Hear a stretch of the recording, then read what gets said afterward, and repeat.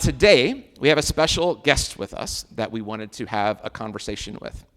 A few months ago, I told you all a little bit about Sarah Bessey, who called about a year ago to ask if we would be willing to consider taking over Evolving Faith, this community that she co-founded and led with Jeff Chu, our teacher in residence, for the past 7 years. So Sarah is a best-selling author of several books, including her latest Field Notes for the Wilderness, Practices for an Evolving Faith. And she has a very active social media. She has a very active newsletter community. She lives in Canada with her husband of 23 years, Brian, and has 4 kids. And she generously agreed to come in town this weekend to help us film for the online Christmas Eve service that I mentioned earlier. And as long as she was here, I figured we would be remiss if we didn't take a moment to just chat with her here on a Sunday morning. So could you help me welcome Sarah Bessey?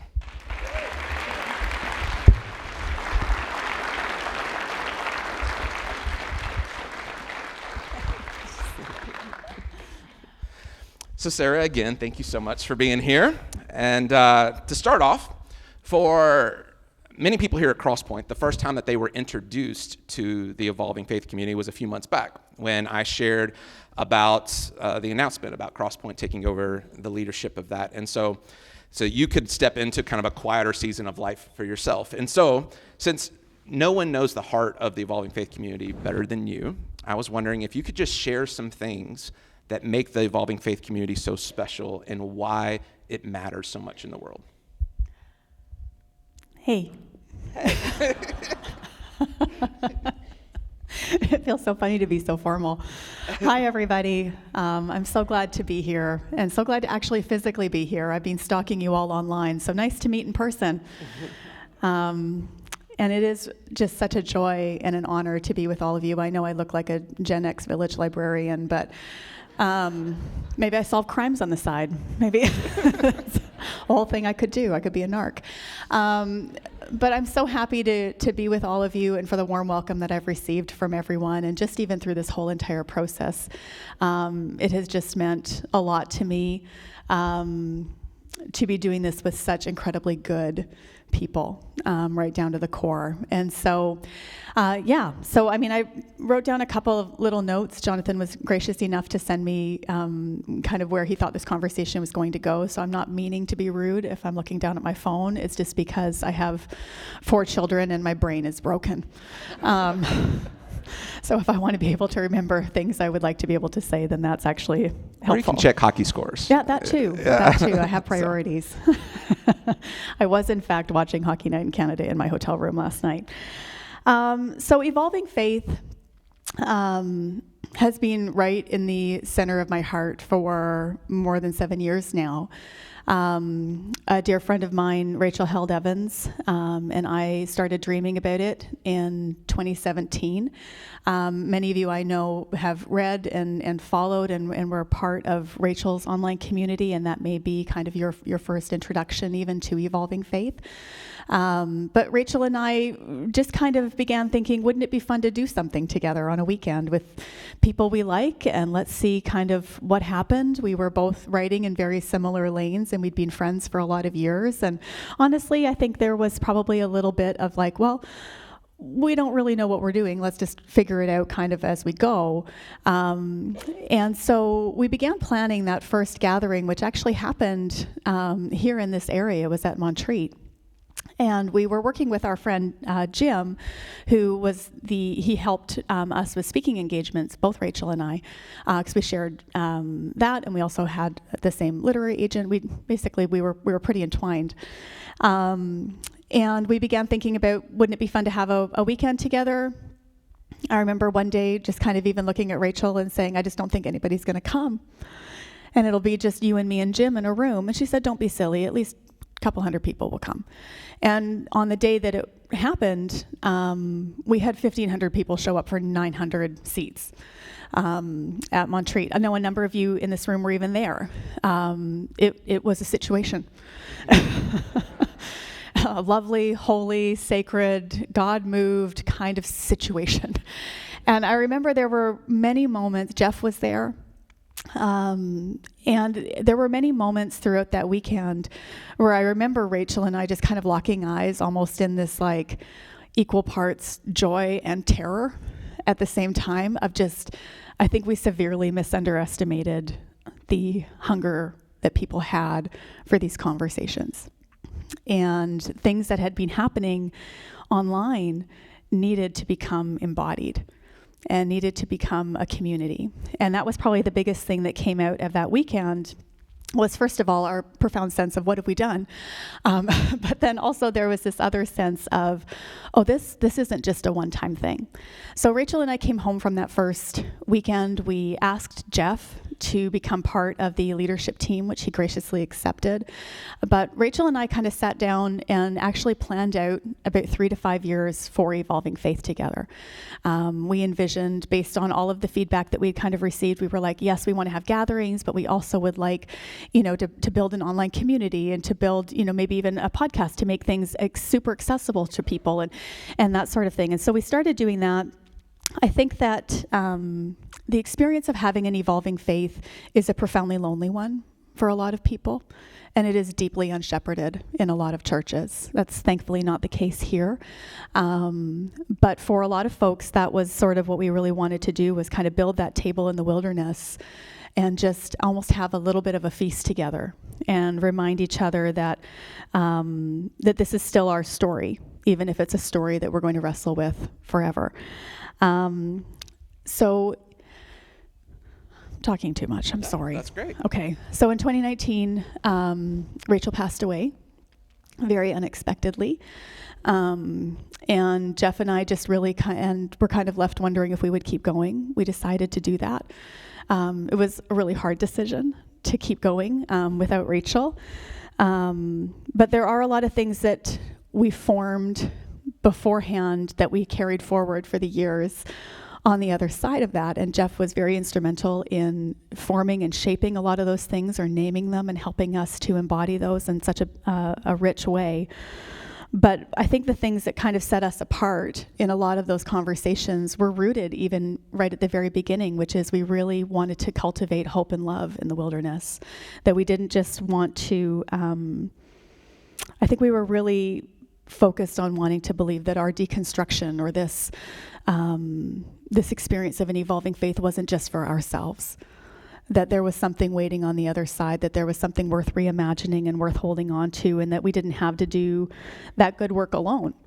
And when Jeff stepped away in order to pursue the rest of, the fullness of his own vocation and calling, and I knew that my time was kind of coming to an end at the helm of Evolving Faith, I remember finding the scraps of paper that Rachel and I had dreamed out, that 3 to 5 year plan, and I read it over for the first time in a long time, and I realized that we had done everything on there, and it felt like a real confirmation that it was time for a new stage, and it was time for new dreams and new visions. That we hadn't run out of road, that there was just a whole new journey ahead, and it felt like this really beautiful confirmation to know that Jonathan and you all and all of the community here, this was our baby for 7 years. It's definitely bittersweet to kind of transition, but honestly, I feel incredibly hopeful and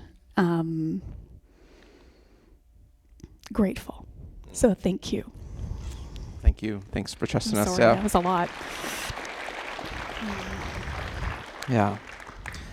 So one of the things that people have resonated so much with you is because you've been willing to be vulnerable and be really public about your own evolving faith journey and in your own life. And so many of us have experienced something similar. And so I'm wondering if you could share maybe 1 or 2 paradigm shifts that have been especially healing for you, or that have led to more freedom for you as your own faith has evolved. Sure. I mean, oversharing on the internet's kind of my job title, so that's great. I think that I can't think of too many aspects of my life that haven't been upended and turned around by this experience. But I think 2 that have kind of jumped to my mind, or that served to be really healing for me. So my own personal faith background, I came out of the charismatic prosperity gospel word of faith movements of the late 70s, 80s. 90s were wild, can confirm on that. And it was almost like this sense of like certainty and immovability, was so highly worshipped. And so for me, one of the things that was really profoundly healing was realizing you're supposed to change. You're supposed to evolve. That if you are not changing and evolving and responding to the invitations of the Spirit that are your life, then you're kind of missing the point. And that far from the experience of an evolving faith or deconstruction or whatever you want to call it being something to be afraid of or to be warned against, that this is, in my experience, almost always an invitation from the Spirit. And it's not something to be avoided or to be downplayed or to be stuffed away. So I think realizing that we weren't a problem to be solved was really helpful and incredibly freeing. I think one of the things that has really kind of emerged for a lot of us is realizing like we didn't get here to all these questions or these doubts or these wonderings and these musings because we were faithless. Oftentimes we got here because we were the true believer kids. We were the ones who were all the way in. And so instead of seeing it as a threat, to see it as an invitation, I think was just a real helpful shift for me and my perspective. And I think probably the other thing that has been really kind of a bone deep sort of shift for me over the years that I'm still trying to catch up to is realizing that God is even better than we imagine. And sometimes that will manifest in discussing like, you know, what some folks would call like issues. Usually issues is just like a pseudonym for like, I don't want to admit I'm talking about people and people's lives. And so for, you know, whether you would want to say like, well, it's, you know, LGBTQ plus inclusion, or it's what you believe about hell, or, you know, what you believe about geopolitical, you know, crisis and what's kind of unfolding, or even how you think and understand and interact with Scripture. Those actually, that began to help me realize that almost all of our theology tracks its way back to what we actually believe about the nature and the character of God and who we believe God is. And every time I would think that maybe I'd run to the end of God's love and goodness and welcome and generosity and at workness, it turned out there was always more road, and God was even better than I could have imagined, more welcoming, more inclusive, more open, more generous, even better than I could have even imagined. And I think that that's the best kind of humbling that I've experienced so far. Gosh, yeah, thank you for that. So we got a couple minutes left, so I want to ask you one more question. So there's an author we've read a lot around here, Barbara Brown Taylor, and she calls you one of our mothers of our faith. And I know you would never call yourself that, but you are that for so many people. And so I'm just wondering maybe if you could share with us in a couple moments, maybe something that's just giving you some hope right now, you know, some wisdom about what's giving you hope, and why what we're collectively trying to do as people of faith and like-minded people of faith, why it matters right now. I don't know if I've ever wanted to rebuke Barbara Brown Taylor, but it's close on that one. I don't think most people, or it was a stretch.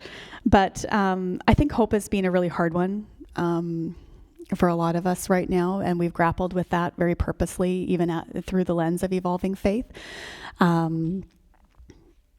I have realized at this stage of my life, I'm going to be 46 pretty quick here, that hope is actually a very legitimate choice.